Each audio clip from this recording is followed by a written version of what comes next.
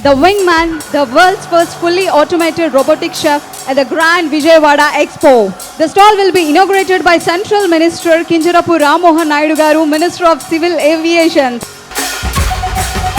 10 ఉత్సవాలు కలిపితే ఎంత బ్రహ్మాండంగా ఉంటుందో ఆ స్థాయిలో ఈరోజు విజయవాడ ఉత్సవం జరగడం అనేది ఈరోజు కేవలం విజయవాడ ప్రాంతానికే కాదు, ఆంధ్రప్రదేశ్ రాష్ట్రంలో ఉన్నటువంటి ప్రతి ఒక్కరికి కూడా గర్వకారణం అని తెలియజేసుకుంటున్నాను.